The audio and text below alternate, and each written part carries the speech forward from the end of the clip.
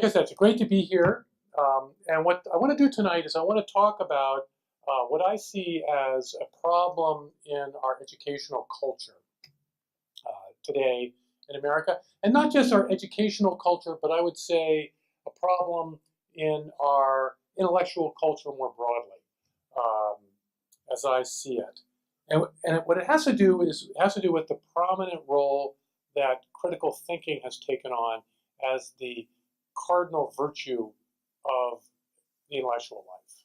It's very troublesome and leads to problems. So what I'm going to do is I'm going to talk today, and I'm going to lay out what I see are the problems with critical thinking, and then recommend to you what I call the pedagogy of piety as something we need to recover in 21st century, in the 21st century West more broadly.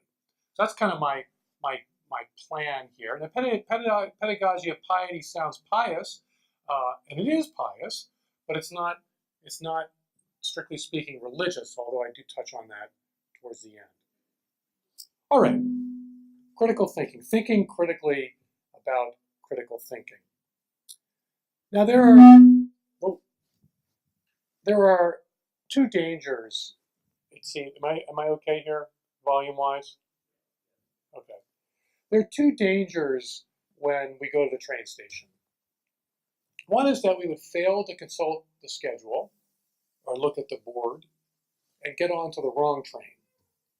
And that's why it pays to give some attention to things like schedules and look at the departure board and so on. But we need to be careful in our concern to be careful.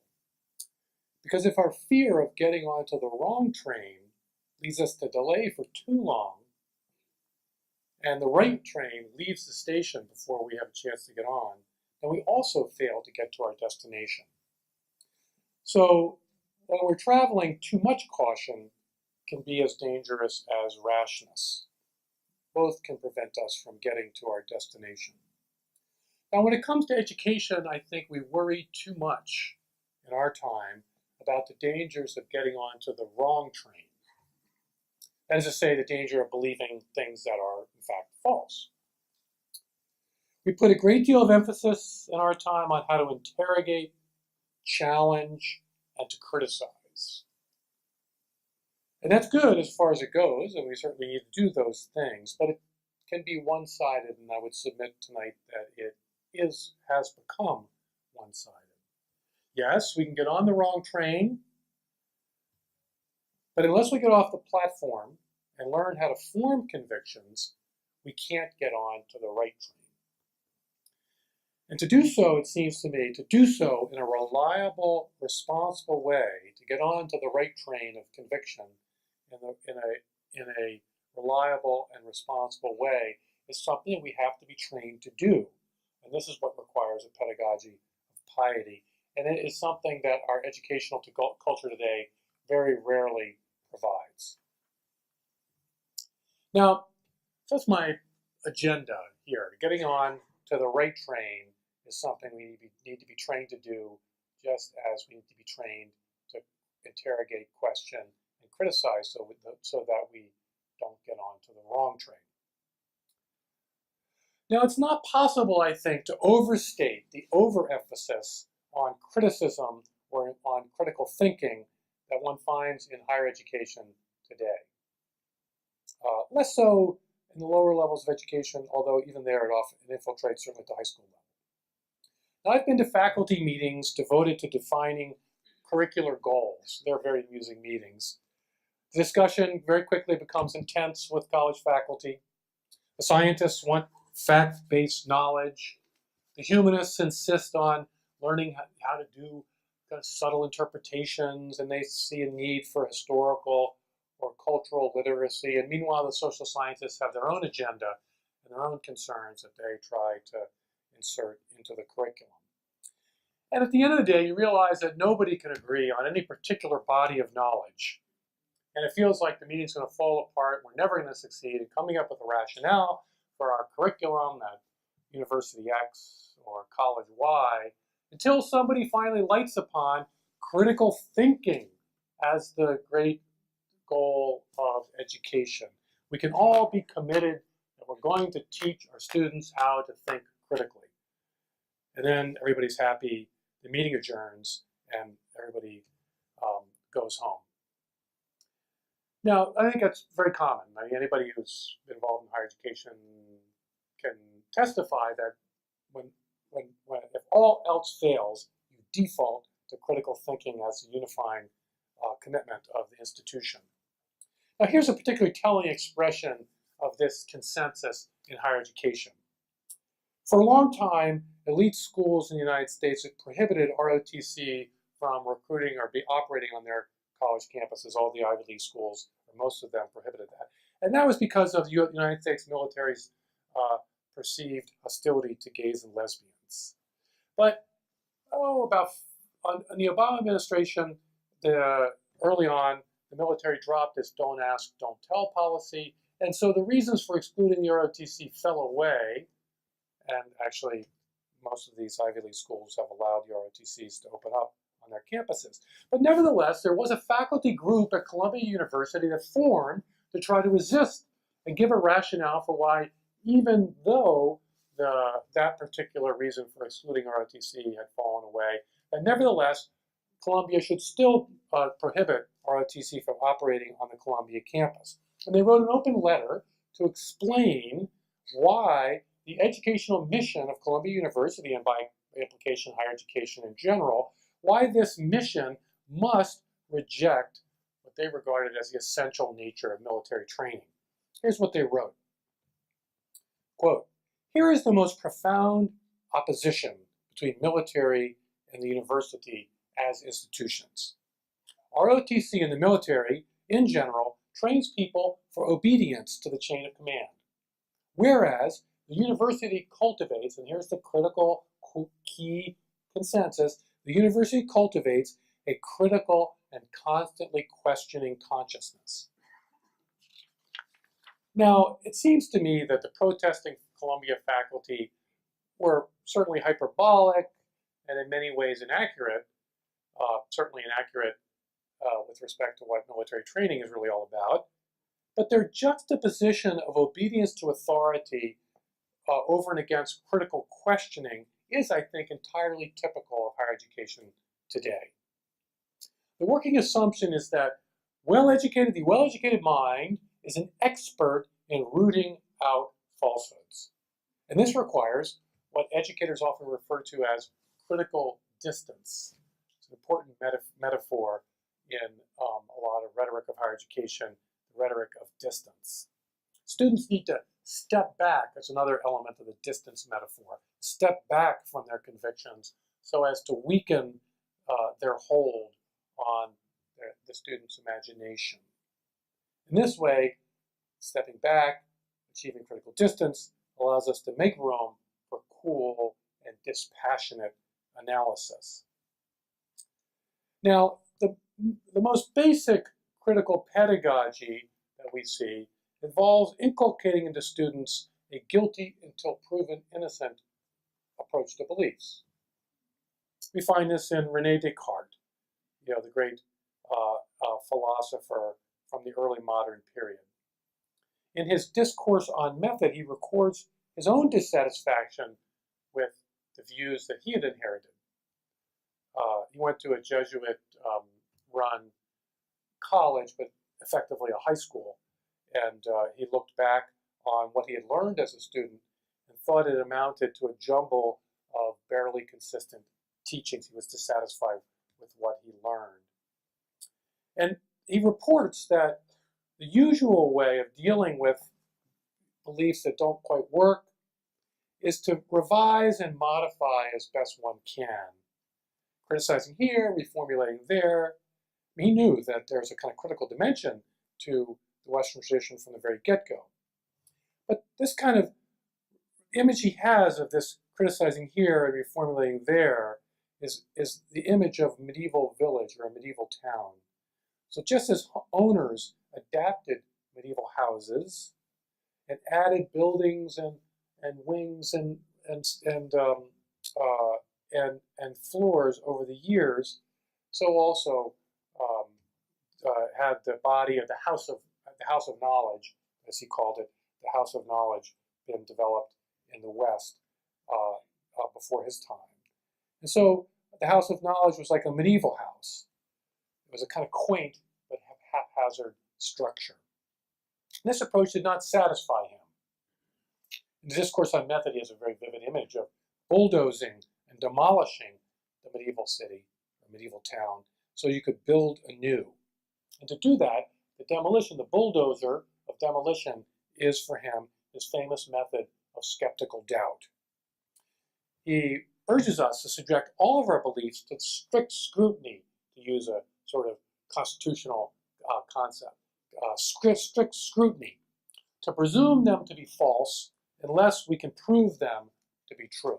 So that's the kind of bulldozer of skeptical doubt, to knock down the inherited house of knowledge so that the ground can be clear to build anew, rather than trying to revise and modify.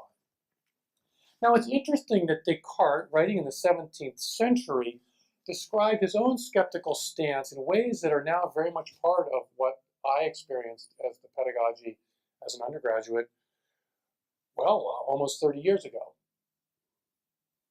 More than 30 years ago. Almost 40 years ago. And they are the pedagogies of diversity and the pedagogy of historical, the pedagogy to show that things develop historically. It's interesting that in the 17th century, I already saw this as techniques to loosen the hold of traditional beliefs exercised over us. If we can loosen that hold or weaken, if you will, the structural elements of the house of knowledge, then we can knock it down and build anew. He writes, I learned from my college days on, this is Descartes speaking here, that one cannot imagine anything so strange and so incredible that it has not been said by some philosopher. Or later in my traveling, I found out that all those who have views very different from our own are not therefore barbarians or savages, but that several use as much reason as we do or more. Diversity, in other words. Or historical change. He notes that fashions change, and what today's generation thinks essential, the next finds absurd. Now, these basic strategies, challenging inherited assumptions by showing cultural diversity and showing historical development, play a central role in our efforts to inculcate a critical consciousness into students today. Now, we use other pedagogical methods as well. The standard way to teach ethics, for instance, is wrongly, I think, called a Socratic method. The teacher assigns articles on abortion, say, pro and con, or on the death penalty, pro and con, or on vegetarianism, pro and con, and so on and so forth. And students are meant to argue back and forth, and this is supposed to make them kind of more critically aware, more critically conscious. And in colleges and universities, in a somewhat similar way, often justify the shocking extremism of some professors or visiting speakers, but maybe I'm a shocking visiting speaker, I don't know if I fall into that category, but often justify them by saying that they help to raise questions that stimulate thought and debate. So in other words, having someone talk about the legitimacy of killing newborn children, which is so-called after-birth abortion, as a recent article put it in the Mainstream Journal of Medical Ethics, this is supposed to help us think more deeply and responsibly by challenging our assumptions. That's a great thing, challenge our assumptions. So someone like Peter Singer at Princeton University is often defended on the ground, well, we don't agree with him, but it's helpful to be challenged by these challenging views.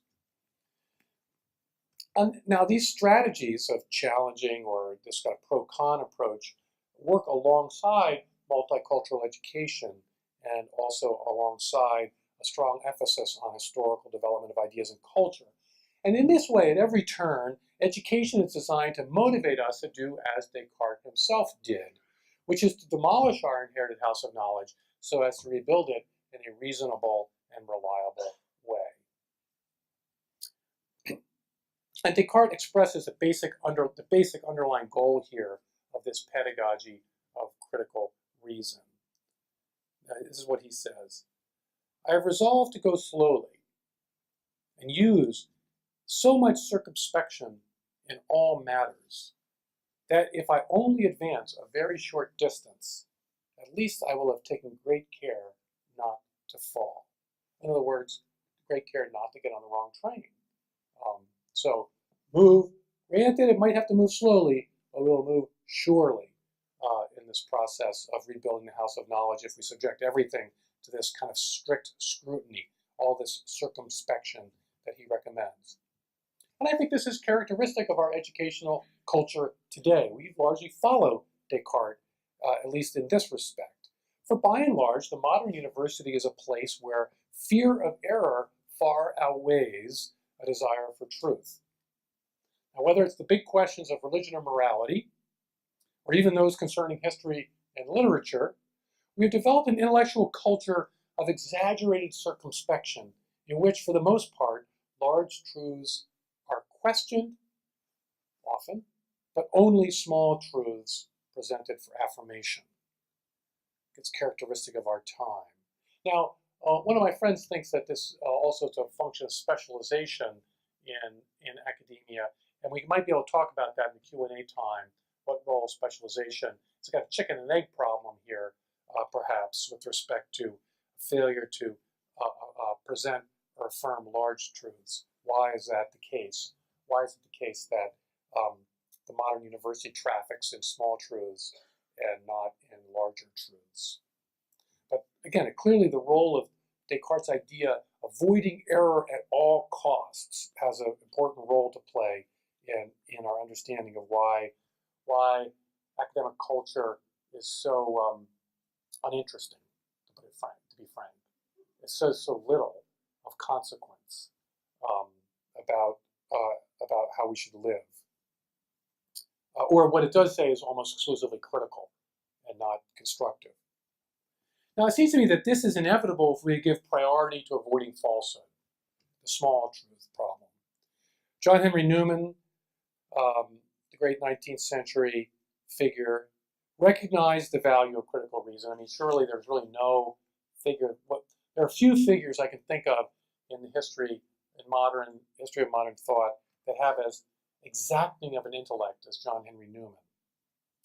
And so he certainly recognized the value of critical reason, or what he would call strict reason. It's good to parse arguments. It's good to examine premises. It's good to test hypotheses.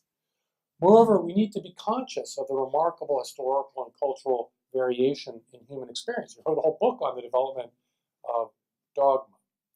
In each instance, it seems to me, we can be brought up short, and we can pull back from error. Or, which is far more common, I think, we can pull back from an overcommitment to what turns out to be only half-truths. I think very few people are actually committed to out-and-out falsehoods. We are often overcommitted to things that are only half-true.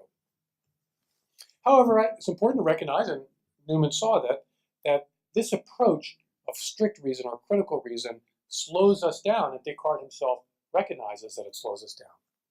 Because critical reason requires us to put our beliefs on trial, moving forward only if they are acquitted by stringent and exacting standards of proof. And it's not easy to do that.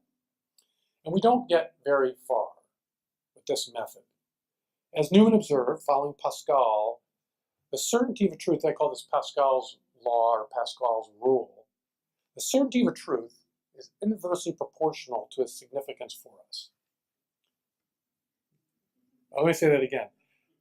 We can know things with certainty. I would say the certainty of something is inversely proportional to its existential significance or consequence. I used to tell my students at Creighton University that they had a really very high view of science.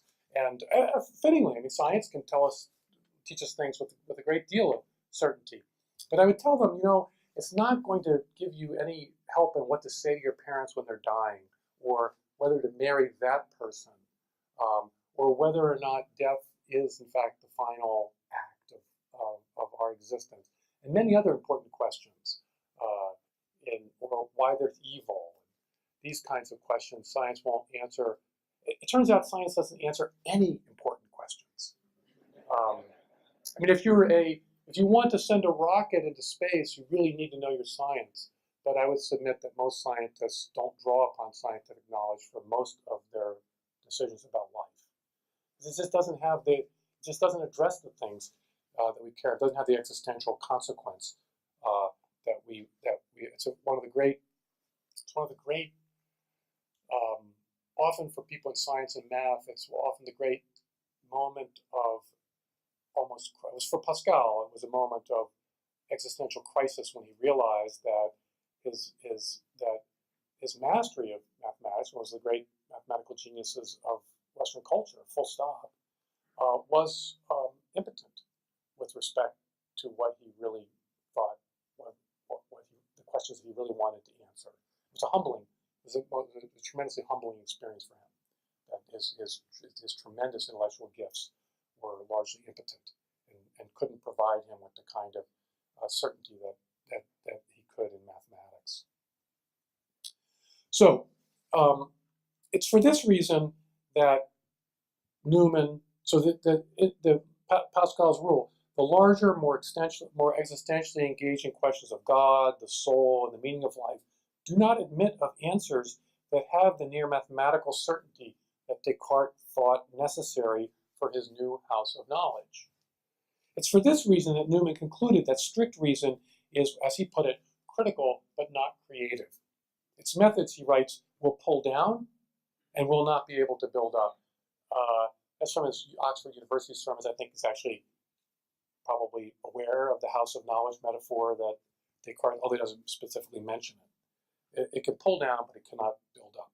Critical consciousness clears away the underbrush of error, which is a very good thing to do, but it cannot plant the seeds of truth. It burns away the weeds, but cannot fertilize the fields. The pedagogy of critical thinking trains us to hesitate, interrogate, and withdraw our assent. Its first response is to doubt, and in doubting, to cool the passions of our belief. But existentially important questions are intrinsically hot questions. We're engaged by the big questions, and the cool distance that's required by critical reason tends to make answers seem remote and inaccessible. This is one reason why our overemphasis on critical thinking in education has led to an intellectual culture of expertise without wisdom. Trained to question, we're poorly prepared in the art of answering. Now, Descartes wanted to tear down in order to build up, in all fairness to Descartes. And we can criticize his rationalist philosophy. David Hume famously did so. Newman did as well, in his own way. But we cannot accuse Descartes of lacking ambition. That's not true, however, of the postmodern university. Critical reason has taken on a new meaning in recent decades, one more associated with critique than with criticism, I would say. Rather than an initial ground-clearing move, as it is the case for Descartes, deconstruction in the postmodern academy never ends. Think back to that, what I quoted from the Columbia faculty. A critical and constantly questioning consciousness. So the questioning is an end in itself, not a means to the end of belief. Today, I would submit critical thinking has become an end in itself for many educators, and perhaps for most educators. And this, I think, is more than just in higher education. I think it's across the entire educational culture that critical thinking has become the end in itself, not a means to the end of belief. The rationale for the revised general education curriculum at Harvard University provides, I think, a good example of this. General education is their term for core curriculum. So if you look at the rationale, we are told, quote, students should know how to read, there's scare quotes around read in the document, read cultural and aesthetic expressions. In other words, here the goal, is my interpretation, the goal is not to convey a particular view of the good life or to argue for a particular view of truth or justice. Instead, students need to be trained to step back. They don't learn what their culture says. Instead, they're to learn how all cultures work. They're to become kind of mechanics of culture, so to speak. Now, here's the Harvard curriculum again in its own language about critical studies, cultural studies. is what they call the humanities, cultural studies. It should, quote, help students understand themselves and others as products of and participates in traditions of culture and belief. Why are they to do that? They're to do that so they can, quote, understand how meanings are produced and received. So you go to Harvard Business School to learn how to do business management, and you go to do your humanities degree in order to become a cultural manager, how to manage the meaning, the way meanings are produced and received. Now this seems to me to be critical pedagogy in its purest form. Students are to learn how to think critically about culture, not to think within a culture. They're encouraged to stand at a distance. For how long? Well, for forever. In other words, it's enough to know how meanings are produced and received, not whether they're true or false.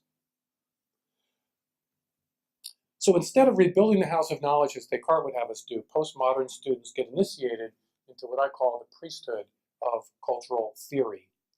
Rather than learning how to live responsibly within a house of knowledge, inherited house of knowledge, or even a newly built house of knowledge, they know how houses of knowledge are built. Expressions of will to power, as reflecting class interests, or as a way of suppressing difference or otherness, or as the circulation of sexual desire, and so on and so forth. Those of you who are exposed to contemporary education knows that there are lots of different explanations of how houses of knowledge are built and why they're built. Now, it's typically the case that people who are kind of upset with the way things are going in higher education want to fix on those theories and show how they're bad theories or in some way nihilistic theories. I don't want to go into these theories, will to power, sexual desire, class interests, Marxists or Foucaultian or Derridian or what have you. I don't want to go into these theories. Instead, I want to emphasize how all of them encourage distance, coolness, and diminished piety. As a side note, there could be a difference between, for those of you who are interested in these sorts of things, I'll go ahead and say it. Those of you who are interested in things, there could be a difference between Nietzsche and Hegel. There could be a difference between critical, what I would call reductive and emergent theories of culture. But that's a whole, I'm not sure I can explain that difference. If anyone wants to talk about that in the Q&A, I'm happy to. But in any event, these qualities of distance and coolness and diminished piety are widely championed by academics today. And they contribute to a larger ideal, one that was cherished by ancient skeptics and Epicureans. I've come to realize that we live in a time where our academic culture, our intellectual culture, is recapitulating elements of Hellenistic thought that flourished during the Roman Empire. There are important similarities, I think, in these intellectual cultures. So the skeptics and the Epicureans found it liberating to know that liberating, not oppressive, but liberating to know that there are no true answers to big questions. Now, skeptics believed that for every argument, there is an equal and opposite counter-argument. And this allowed them to take a kind of adopt a calm indifference towards the big questions of life. I mean, if for every argument there's an equal and opposite counter-argument, then we don't need to be too worried about, like, what is justice, or, does God exist, and things like that. Well, for every argument, there's an equal and opposite argument. The Epicureans attained a similar peace of mind through the conviction that all reality can be reduced to simple, inert, and aimless material reality. So here we have relativism on the one hand with the skeptics, or materialism, a kind of reductive materialism on the other hand, very much in the air in our contemporary culture. And it's important to realize that this is seen as good news by the proponents of these views. Because differences aside, they're describing the liberating effect of critical insight in much the same way the skeptic, relativist, or the reductive materialist. Released from the long, painful, and always uncertain search for answers to big questions about the meaning of life, we can attain a kind of calm or a sort of peace of mind, ataraxia in the Greek, which is this state of calm, that we can achieve a kind of release. And this release is a kind of a grace. It's a sort of a salvation, if you will. For when we know that we cannot know, we can just get on with living our lives, untroubled by large and existentially engaging and perhaps even demanding claims about truth. So a kind of release. We can just live if we become convinced that there are no answers to these big questions. Now, this freedom from truth, which I think is really what's going on here, this freedom from truth, or at least a freedom from strong truths that bind our souls, has become, I think, the overriding goal of our postmodern culture in the West. It's what drives what Pope Emeritus Benedict referred to as a dictatorship of relativism. Why would anybody find that? Why would we have whole institutions that perpetuate this? Well, it's because it's seen as a positive thing. It's seen as a life-giving. Relativism is seen as life-giving, not life-denying. Nearly a century ago, the Spanish cultural theorist Ortega y Gasset observed a fundamental change, he thought, in culture in the West. From time immemorial, he observed, human beings have bent themselves to conform to ideals. People have wanted to live well, they've wanted to live beautifully, they wanted to live righteously. They always wanted to live in accord with something higher. The great innovation in world cultures, which is some anthropologists call the Axial Age, this involved the emergence of articulate voices of dissent from inherited culture. These are ones that question inherited ideals and establish dogmas. But this dissent and criticism sought to perfect and purify rather than subvert or diminish the authority of higher things. So the prophets of Israel provide an example of the Axial Age, as does Socrates. In these and other instances, the basic assumption about the human condition remains constant. We're created to serve something greater. And critical thinking purifies piety rather than replacing it. I think for all cultures up until the 20th century West. Critical thinking purifies piety and redoubles our convictions about higher things, deepens our convictions about higher things rather than replacing it. So this vision of questioning for the sake of a deepened, purified, and renewed answers no longer holds sway, it seems to me. Today we want that constantly critical, that constantly questioning consciousness, back to those Columbia professors. Why? So that we can attain a degree of ataraxia, a kind of a calm and peace of mind, a release, if you will, from higher things. Is it not, this is Ortega y Gasset, is it not an alluring idea, he says, an alluring idea to reverse the present attitude completely, and instead of looking outside of life for its meaning, to turn attention to life itself? He continues and says this, instead of saying life for the sake of culture, which he thinks is what the traditional view is, life for the sake of culture, we say culture for the sake of life. Our ideal is not above. Instead, it's something we can revere. It's not something that we can revere or be devoted to. Now our ideal is to be ourselves, which of course is not an ideal at all, or at least not an ideal in the ordinary sense of the word. It is perhaps a project in which critique is a kind of, one has to always be bulldozing the house of knowledge to make room for just life, or room for us to be ourselves. Because obviously being ourselves can't be a project in of itself, because if it is a project, then our lives are serving something higher, or some ideal.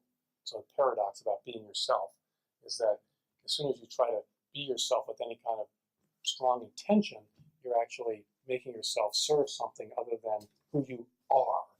And that's one reason why the ideal of authenticity really can only be realized through critique. It can't be realized through any kind of positive view. You have to constantly be clearing things away, destroying things. So this paradoxical ideal, to be untroubled and undisturbed by urgent feelings, by any urgent feeling that one should be devoted to something greater, to be undisturbed, in other words, by piety, I think is ministered to by our present academic consensus that critical thinking is the cardinal virtue. As critical thinking diffuses, disenchants, and distances, it neuters the claims of culture that romance our souls and arouse in us an impulse to believe. So that's my sort of take on where we stand with respect to what critical thinking, why it's become the cardinal virtue, and what its implications are for the spiritual life broadly understood, or the life of truth seeking. Now to the shift now to what I think we need in juxtaposition to this.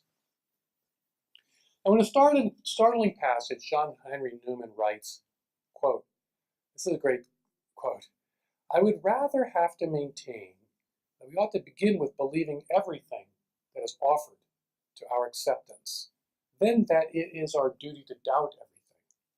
The former, indeed, seems the true way of learning. Better to believe everything than to doubt everything," which is basically better to believe everything than to believe nothing, or better to get on some train, even if it's the wrong train, than to get on no train. Because if you don't get on any train, you're never going to get to the destination. Now, of course, we don't face such a stark choice, believing everything or doubting everything. But by putting the issue in such an extreme form, Newman makes a very crucial point. Our souls are made for knowing. Doubting, however useful as a check on false belief, cannot move the soul towards true knowledge, since by definition it subtracts rather than adds, pushes away rather than draws near. We can't come to know the truth unless we get off the platform of critical thinking and board the train of assent and belief. As a great Dominican Axial Age of the early 20th century wrote, quote, "We must give ourselves from the heart to truth. We must give ourselves from the heart if truth is to give herself to us, for truth serves only her slaves.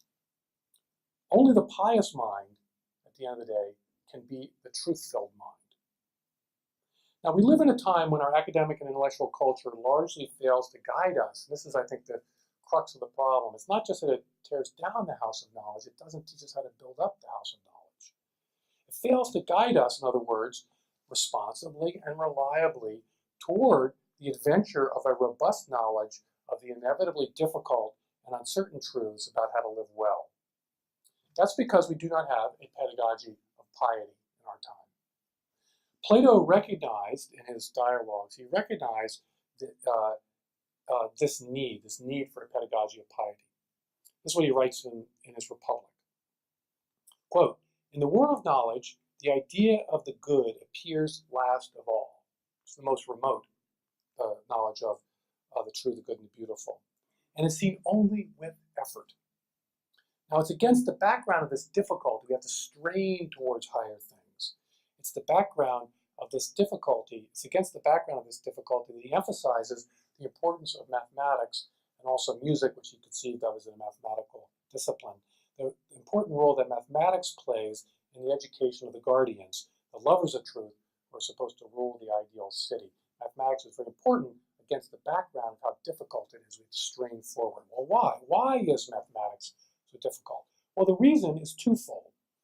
The wise educator needs to give the truth seeker occasions of intellectual satisfaction in order to encourage us on to further efforts. So there has to be a kind of encouragement. The mind can know truths, and so to know the truths of mathematics is to excite the mind with the possibility of truth. And we need that for encouragement on the way towards these much more difficult truths that are so remote and so inaccessible to us. We also need foretastes. In other words, we need foretastes of the pleasure and joy of a fuller knowing. We need to feel the force of the geometrical proof and relish the power of mathematical truths in order to desire truth itself more fully. So that's the first reason. The second reason is also in this pedagogy is we need to savor truth so as to become familiar with its taste.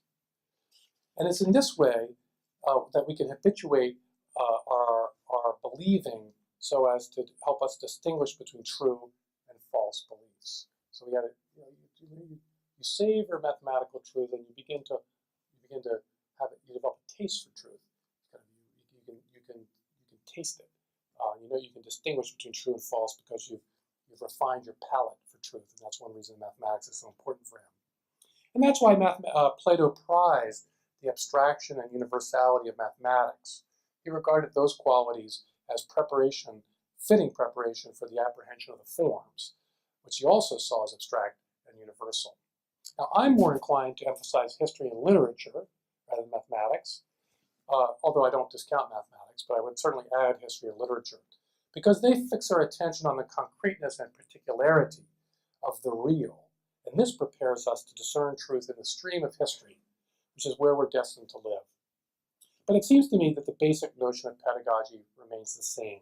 Philosophy, the love of wisdom, may involve critical thinking, but it requires a pious mind first and foremost. We become lovers of truth not by ferreting out error, but by learning to relish, affirm, believe, and embrace. You have to learn to love to be a lover of truth. You have to learn to love truth to be a lover of truth. Now, in his own way, Aristotle also spoke of the need for a pedagogy of piety. At the outset of the Nicomachean Ethics, he observes that unlike mathematics and other precise sciences, we cannot attain a high degree of certainty in moral and civic matters. Pascal, Aristotle, Newman all agreed that the highest questions don't admit of the kind of certainty that lower questions admit of. Therefore, judgment plays an important role in wisdom, and sound judgment comes from a lifetime of careful habituation. The wise man is not someone expert in raising doubts.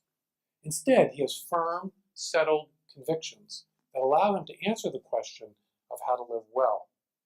This is Sertolange again, the Dominican. Quote, "Truth visits those who love her, who surrender to her, and this love cannot be without virtue." As he says elsewhere, purity of thought requires purity of soul. Now this sounds pious, and it is pious, but it's also accurate.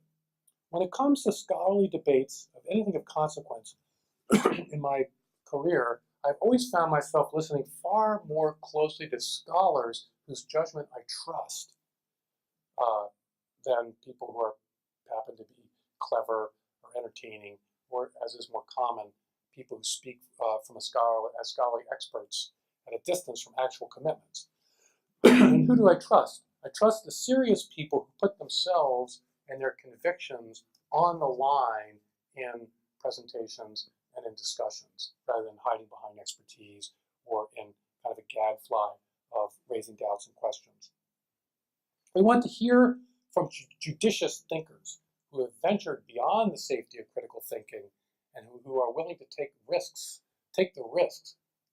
of making claims about truth. So that seems to me to be evidence of that even in our own time, we value that piety over critical thinking. Now, as a young professor, I used the pseudo-Socratic pro and con approach when I started teaching in the early 1990s at Creighton University. I thought it was my job to present various points of view with scrupulous objectivity so that my students wouldn't know what I really believed. I came to see that I was doing more harm than good. Irony and distance are pervasive today. My students needed no training in how not to believe, which is what I was doing, actually, with this pro and con method, and by not revealing what I believed. And so slowly I changed my approach to teaching. Now, the lecture hall is not the church, so I didn't preach, but I began to order my courses towards a conclusion. Of course, now we considered objections and historical context and all these other factors that are a legitimate part of the intellectual life. And certainly half-baked ideas were criticized and various errors were dissected. Again, part of the natural part of the intellectual life. But these elements of critical thinking in my pedagogy, I tried to make them part of a semester-long argument that I was trying to make about what, at the end of the course, was finally true. So I tried to make the course a course that was trying to come to a conclusion that I thought was a true conclusion. Now, I can't say that I succeeded as often as I would have liked. Moreover, what success I had wasn't all that grand. Important truths are elusive, and often the professor and the teacher and the student must be satisfied with the hard task of getting St. Augustine right rather than settling questions about whether he is right. I mean, sometimes it's just piety with respect to the text and giving an accurate reading of the text that is the first step, not whether what the author says ultimately is true. But this is also part of the pedagogy of piety, for learning how to affirm a true reading of an important figure becomes a foretaste, much as mathematics is, a foretaste of affirming the deep truths about which he writes. To teach towards assent, however modest that assent might be, is the essence of the pedagogy of piety. To teach towards assent is the essence of the pedagogy of piety. Now, no student is well served by critical thinking as an end in itself. Unbelief may be pure, but allowing us to compliment ourselves that we are undeceived, but is finally sterile and empty, which I think is what the academic world is becoming. By contrast, although belief risks error, it makes the embrace of truth possible. This is why, in fact, in the Catholic tradition, we have long seen the Virgin Mary as the patron of true philosophy.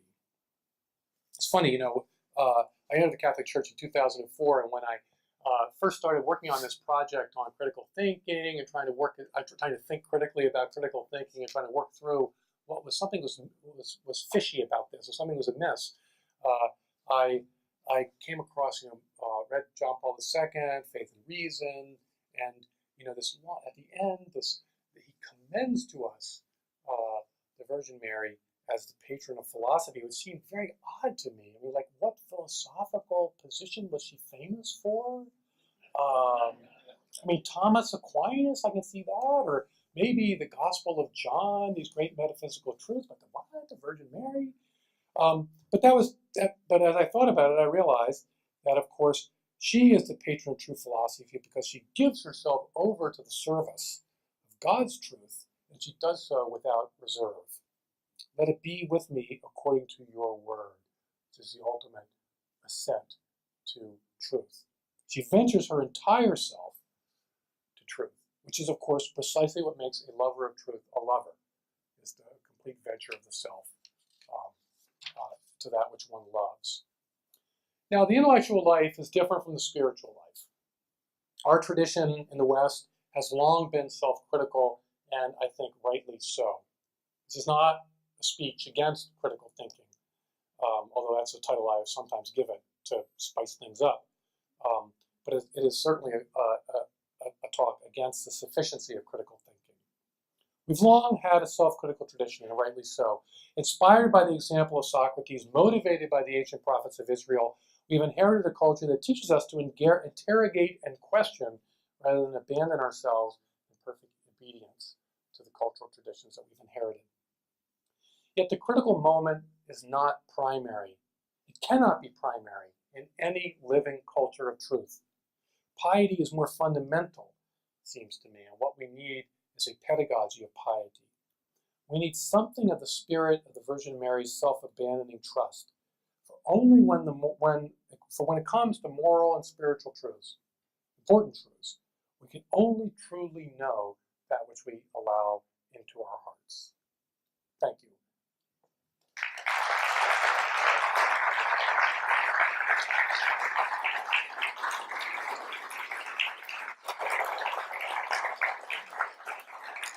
I'd be happy to take questions. Constant critical questions.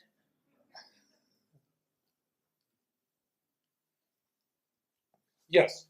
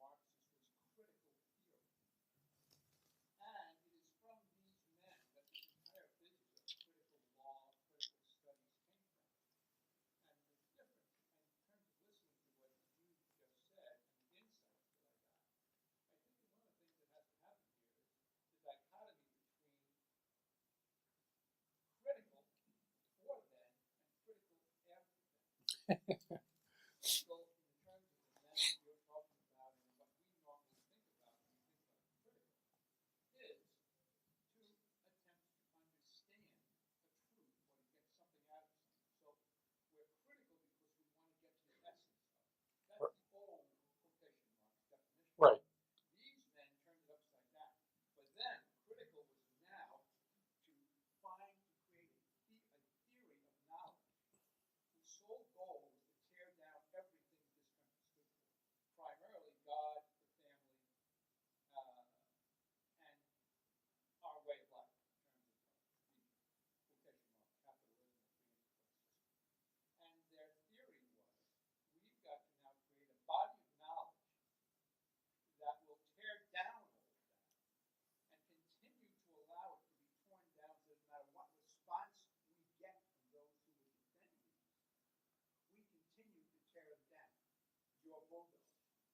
Right.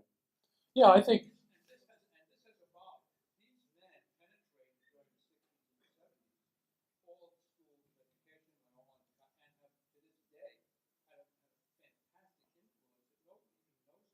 Oh, well, I think people know about it.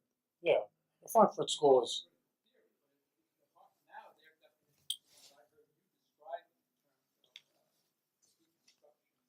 right. I think that a couple comments here. I mean, the Frankfurt School. I think it's characteristic of Marxism that because history has its own dialectical materialism as a theory of history means that things are going to happen no matter what. And so your job as an intellectual is to clear away the impediments for them to for the history to do its thing. And so critical theory or critical thinking is purely destructive for the sake of this new future that's going to happen because that's what history is going to do. I mean, it's got a classical Marxist view. So that our beliefs can only get in the way, so to speak. And so we should neuter them as much as possible. What's interesting is that this way of thinking has morphed away from a concern about economics and politics. And it's come to rest much more as a kind of spiritual therapy for its own sake. I mean, people don't really think history is going to do anything. I mean, my sense is that as people like Marcuse became popular in the 60s and 70s, that there was no sense that history was going to do something. I think it was much more this Epicurean, skeptical desire for the psychological rest of not having things that are pressing against you, demanding you to sort of take seriously, so to speak. So I think it had a much more individualistic influence in the United States, and not what they imagined it would do. They imagined it, clearing the way for, a transformation of society, withering away of capitalism, et cetera, which clearly has not happened. And I don't think really anybody, I shouldn't say anybody, but very few of the proponents of critical thinking in today's academy, whether they're influenced by Foucault or Derrida, people like that, have any interest in getting rid of. They're not interested in political economy by and large. I think that's so. It's important to recognize, right, that for Marx, history is going to rebuild the house of knowledge all on its own, right? So there's kind of grandiosity there. That's, like I said, there's only Nietzsche and Hegel. There's Hegel's critical thinking is kind of clearing the way for something new to happen. That's going to have all these. It's going to emerge out of the no. The yes will emerge, and whereas I think a postmodern critical thinking is just no, for the sake of freedom from the possibility of a yes. So I think there's a difference there. But you're right, they're a very influential school of thought. I read them all when I was in college. They're kind of required reading for us all. Pardon? I don't know. I think, yes, for the uncritical minds. Yes, I agree. The uncritical mind. But it is the case that it's very difficult to encourage students to both see through things, right, and at the same time to embrace things, right? I mean, I'm aware of my wife's faults, but I mean, surely that's not the basis of our relationship. It's something else.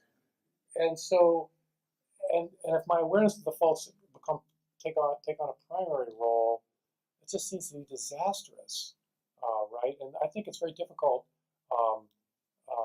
But as I said, to my sense, as I tried to teach critical thinking as a purification, that's what I've learned from trying to think about the prophets and Socrates, to realize that he never leaves the city. He dies in the city. The laws of Athens are his mother, and so his project was to purify rather than to undermine. And so, how can we make our capacity, human capacity, to see through things, a kind of purification rather than destruction? Yes.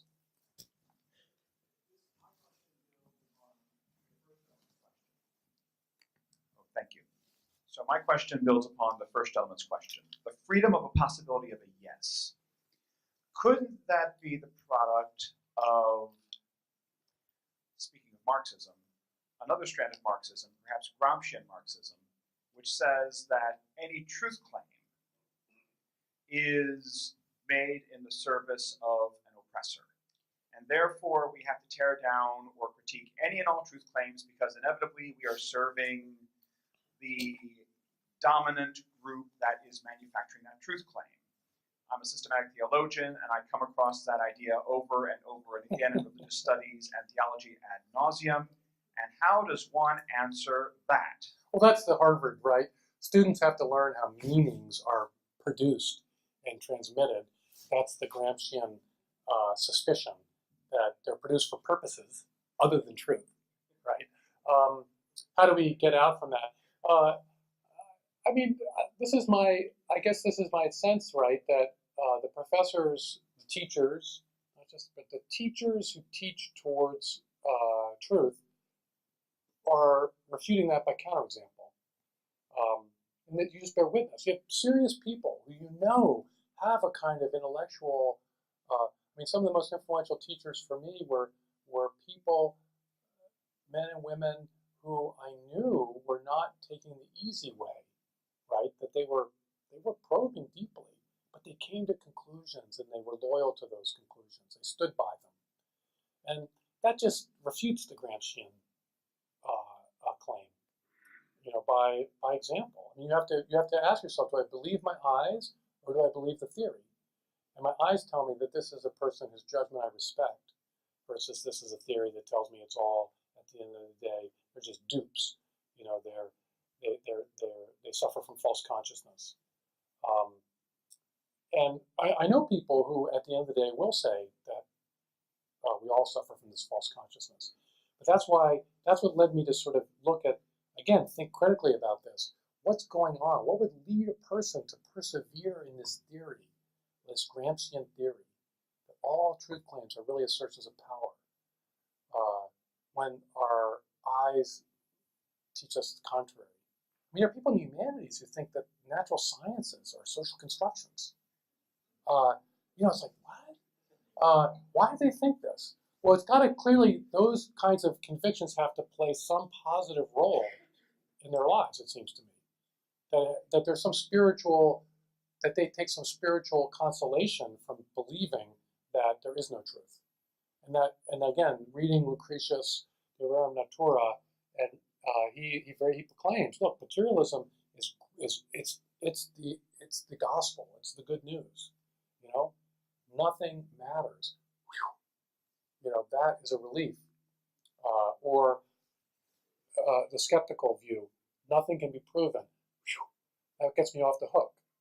And so I've realized, okay, well, that, in the imperial Roman culture, that was seen by many people as a relief, as good, as a therapy of life, I think most religious people find it very difficult to understand how that could be perceived by anyone as a therapy of life. How can believing that you're just a splat on the wall, at the end of the day, make you feel better about life and not worse? But it does make people, we know from antiquity, it did make people feel better about life. And I think also there's a social dimension to this, not just a personal dimension. If nothing is worth fighting for, then no one will fight. this is, I think, widely believed by many people in the West. I think many Europeans believe if nothing is worth fighting for, no one will fight, and so nihilism is actually the way to peace.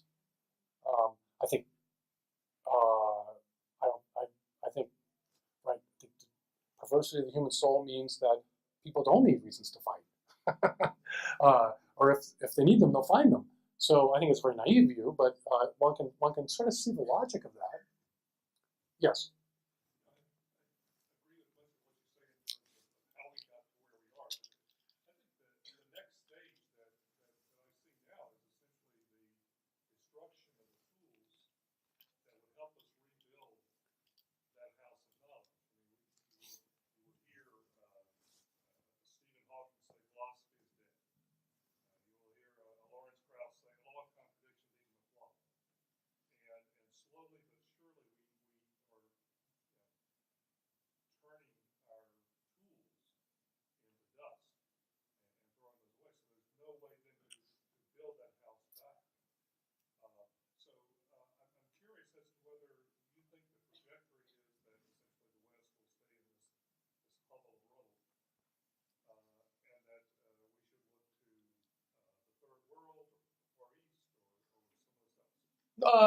That's a great question, and I've thought about that recently a great deal. I think that radical Islam has made it clear that what we face is conflicts of conviction and not conflicts of race, class, and gender.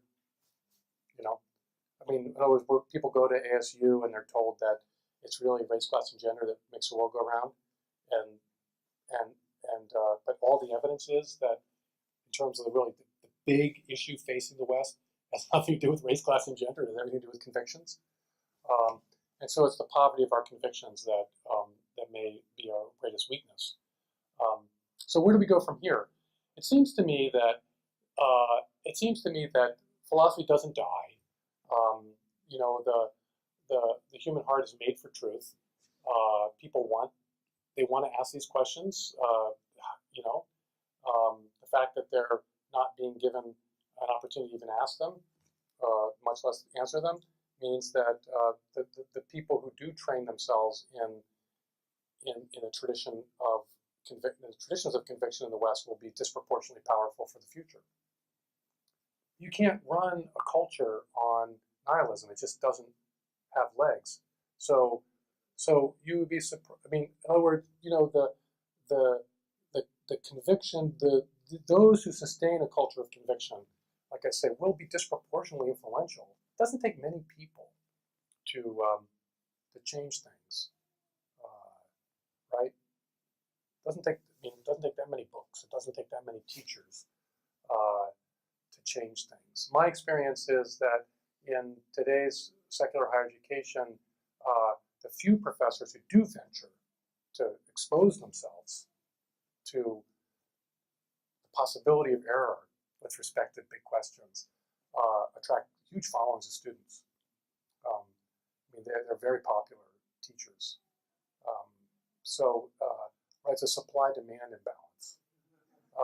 So, you know, a great book school, you know, in Phoenix, Arizona, I think is going to produce, it's like homeschooling and things like these are very powerful social trends in our society that will, in fact, exercise a great deal of influence in the future. So I'm not pessimistic. I don't think the West is going to collapse into rubble.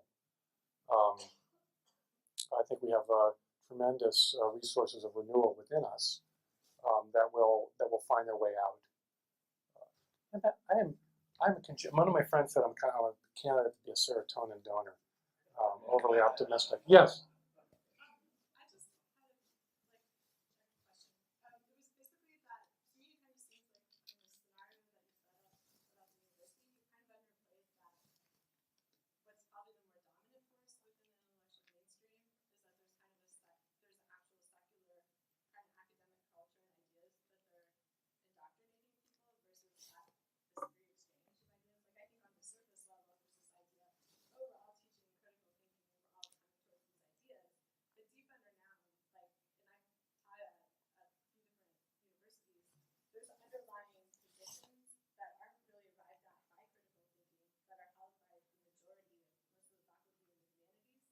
Yes. What I kind of wonder is that, and I think this would be an argument made by like one of my professors from grad school, is that maybe the strongest tool, at least on the university level, not like on a high school setting or within like a theology school, theologians like at a Catholic university, the strongest argument would be to use these tools of critical thinking to.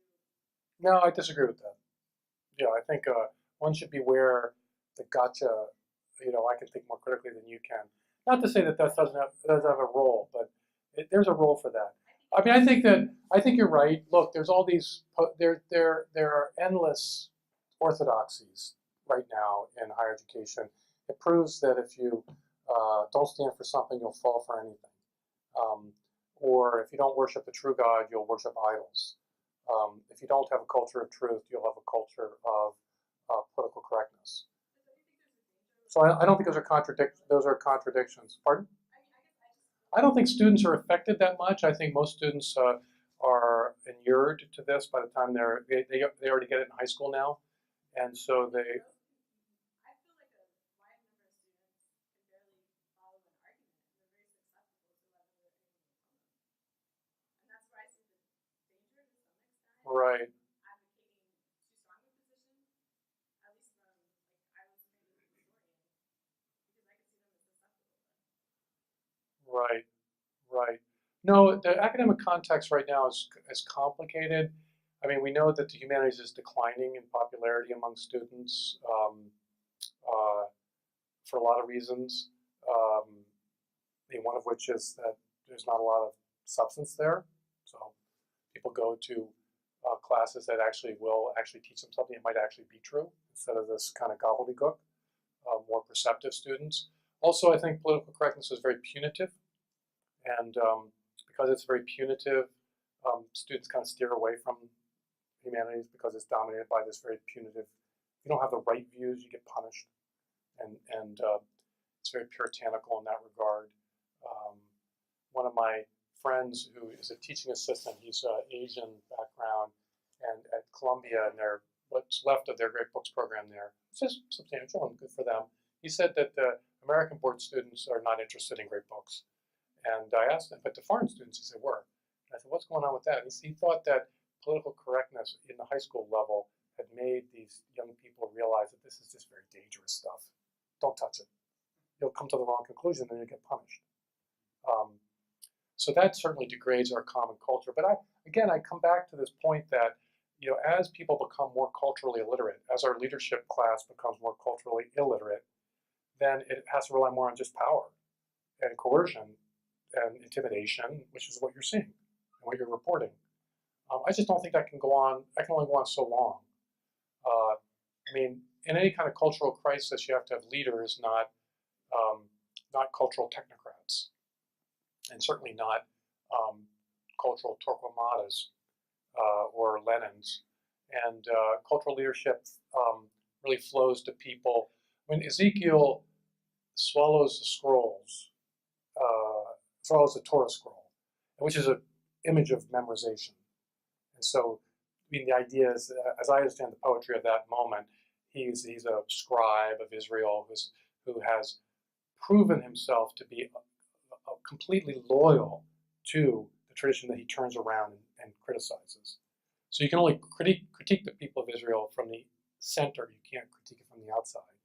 And I think we have an academic culture that's becoming more and more irrelevant to the future of our country because it's not a culture that can't think clearly, first of all. And second of all, it's not a culture that is willing or able to speak to us from a position of loyalty.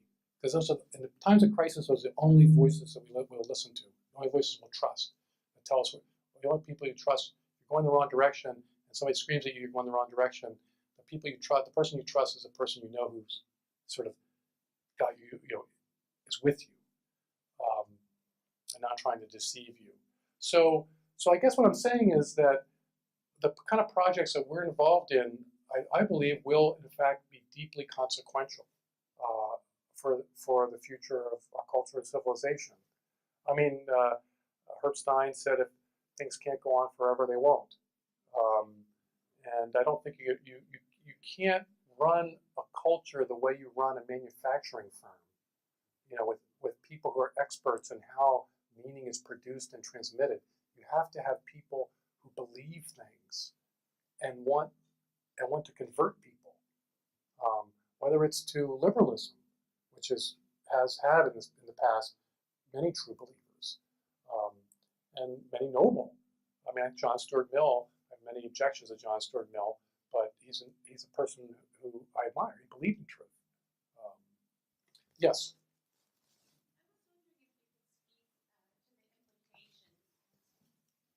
I was wondering if you could speak to the implications of your remarks to Catholic education specifically, to separate us from the model of critical thinking, to develop that pedagogy of piety. And here in our local communities and in the high school and elementary and eventually the colleges, what can we do? You can start your class with the Lord's Prayer. Real piety is a powerful witness that the life of the mind is oriented towards something higher, and that there's something you as a teacher are loyal to at the deepest level. It's a powerful counter witness in our time to the idea that the happiest person is the most detached or the most ironic. There's a kind of Seinfeld vision of human freedom and flourishing where nothing is sacred, therefore you can't be hurt. Nobody can hurt you if nothing is sacred, because nobody can ever take anything away from you that you really deeply care about. And so I think as teachers, just ordinary signs of Christian piety are very powerful, in conjunction with the intellectual life. It's like, whoa, because we're taught that these things are antithetical, right? Faith is an abandonment to authority, and the intellect is constant critical questioning. Boom. And so I would. That's one side, and I think for part of it is joy. I told my students I was not a teacher; I was a professor. I professed theology, and so for me, theology was more important than their learning. Right? I could not betray theology. I had to do justice to it. I had to serve it. I served it, not them. I wanted them to learn. I would do everything I could to help them learn, but if I had to choose between them and theology, I would choose theology. And that's not appropriate for an elementary school teacher. And it's only appropriate in the special instances in secondary school teachers. But there's a sense in which you as a teacher have a love for what it is that you're teaching your kids that is another element of the heart goes to the truth. The heart goes to the subject matter. And I think that that's also a very beautiful thing. Students pick up on that, and it's what fires in them a desire to view their education not as the next rung in the ladder that they have to climb, but as something of an intrinsically beautiful and valuable thing. So, I would give that speech to my students just to shock them, to get them to realize that I cared about something that much. But I think all teachers can convey that without, without being such a jerk as I was. Yeah. Okay, thank you so much for your talk. I really enjoyed it. My question is, you mentioned Socrates. Yes. He seems to be a great example of somebody who does exactly what you're suggesting, that is, use critical thinking as a means to the end of the further truth. And Athens put him to death for making the better argument seem worse and less person. And he was really popular. So I guess my question is, how dangerous is your thesis? This seems kind of subversive to modern academia. Is someone who does this eventually going to be made to drink academic hemlock?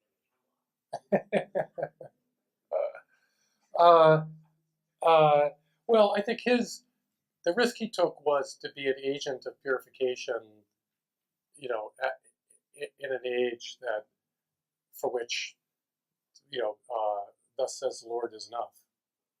So, in other words, the reason why I think Socrates is mistaught in the sort of I.F. Stone tradition of Socrates as a proto-liberal